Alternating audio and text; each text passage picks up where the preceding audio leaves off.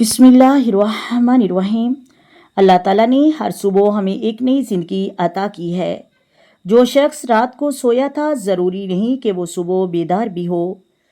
कितने वो लोग थे जो कल हमारे साथ थे मगर आज इस दुनिया में नहीं हैं।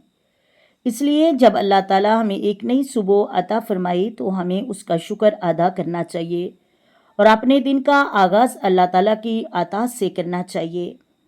अफसोस की बात यह है कि आज बहुत से लोग सुबह आँख खोलते हैं, सबसे पहले अपना मोबाइल देखते हैं, सोशल मीडिया खोलते हैं या दुनिया के कामों में लग जाते हैं, जबकि हमारे आका हज़रत मोहम्मद सल्लल्लाहु अलैहि वसल्लम ने हमें सुबह के ऐसे मुबारक अमाल सिखाए हैं जो पूरे दिन को बरकत वाला बना देते हैं।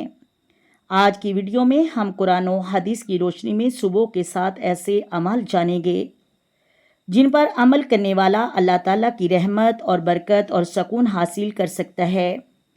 पहला अमल, जागते ही अल्लाह का शुक्र अदा करें और रसूलुल्लाह सल्लल्लाहु अलैहि वसल्लम जब नींद से बेदार होते तो ये दुआ पढ़ते, अल्हम्दुलिल्लाह अहयाना बादा मा अमातना व इलैहिन नुशूर। तमाम तारीफ़ें अल्लाह के लिए हैं जिसने हमें मौत जैसी नींद के बाद दोबारा ज़िंदगी अता फरमाई और उसी की तरफ लौट कर जाना है। दूसरा अमल, मसवाक या दांत साफ करना। नबी करीम सल्लल्लाहु अलैहि वसल्लम मसवाक का बहुत एहतमाम फरमाया करते थे। आपने फरमाया, अगर मेरी उम्मत पर दुश्वारी ना होती तो मैं हर नमाज के वक़्त मसवाक का हुक्म देता। तीसरा अमल, वज़ू करें और फ़जर की नमाज अदा करें। फ़जर की नमाज मोमिन की ज़िंदगी की सबसे अहम नमाज है, सबसे कीमती नमाज़ों में से एक है। अल्लाह ताला ने कुरान करीम में फरमाया, फ़जर के वक़्त कुरान मजीद की तलावत फ़रिश्तों के सामने हाजिर की जाती है। जो शख्स वक़्त पर फ़जर अदा करता है वो अपने दिन का आगाज़ अल्लाह की इबादत से करता है और उसी दिन की सबसे बड़ी बरकत है। चौथा अमल, नमाज के बाद सुबह मसनून अज़कार पढ़ें। फ़जर की नमाज के बाद फ़ौरन दुनिया के कामों में मसरूफ़ ना हो जाएं, बल्कि चंद मिनट अल्लाह ताला के ज़िक्र के लिए ज़रूर निकालें। रसूलुल्लाह सल्लल्लाहु अलैहि वसल्लम सुबह के वक़्त अल्लाह ताला का कसरत से ज़िक्र फरमाते थे। सुबह के अज़कार इंसान के लिए हिफाजत, सुकून और अल्लाह की रहमत का ज़रिया बनता है। अगर पूरे अज़कार ना पढ़ें तो कम अज़ कम ये कलामात ज़रूर पढ़ें, सुबहानल्लाह, अल्लाहु अकबर, अल्हम्दुलिल्लाह, ला इलाहा इल्लल्लाह, अस्तगफिरुल्लाह। ये ज़रूर पढ़ें। नंबर 5, सुबह के वक़्त कुरान मजीद की तलावत दिल को सुकून देती है और ईमान को ताज़ा करती है। ज़रूरी नहीं कि आप एक पारा ही पढ़ें, अगर वक़्त कम हो तो चंद आयात की ही तलावत कर लें, लेकिन रोज़ाना कुरान मजीद से अपना तलक ज़रूर कायम रखें। रसूलुल्लाह सल्लल्लाहु अलैहि वसल्लम ने फरमाया, तुम में से सबसे बेहतरीन वो है जो कुरान सीखे और सिखाए। सही बुखारी शरीफ के अंदर है। छठा अमल, वालिदैन के लिए दुआ। अगर वालिदैन ज़िंदा हैं तो उनकी खिदमत करें, अगर दुनिया से जा चुके हैं तो उनके लिए मगफ़रत की दुआ करें। कुरान करीम में अल्लाह तबारक व तआला फरमाता है कि सुबह के वक़्त वालिदैन के लिए की गई दुआ इंसान के लिए भी खैर व बरकत का सबब बनती है। सातवां अमल, घर से निकलते वक़्त अल्लाह पर भरोसा करें।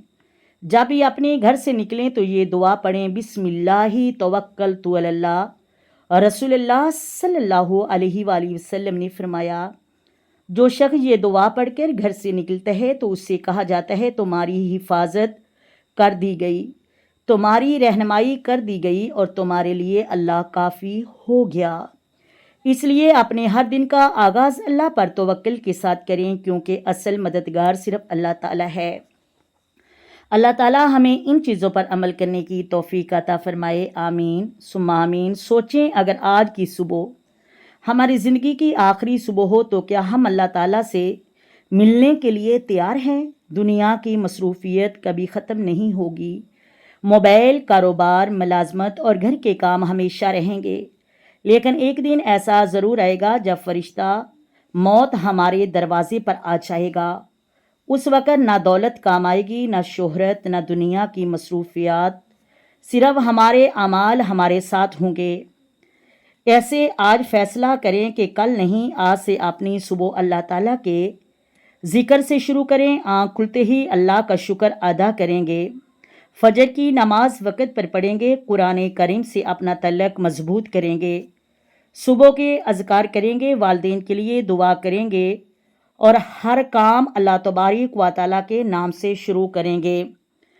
اور اللہ تعالیٰ سے یہ دعا ضرور کرنی چاہیے کہ یا میرے مالک، میرے مولا، ہم کمزور ہیں، یا میرے مالک، میرے مولا، ہم پہ اپنی رحمت عطا فرما اور ہمیں صبح کی نماز پڑھنے کی توفیق عطا فرما، ہمارے گھروں میں برکتیں عطا فرما۔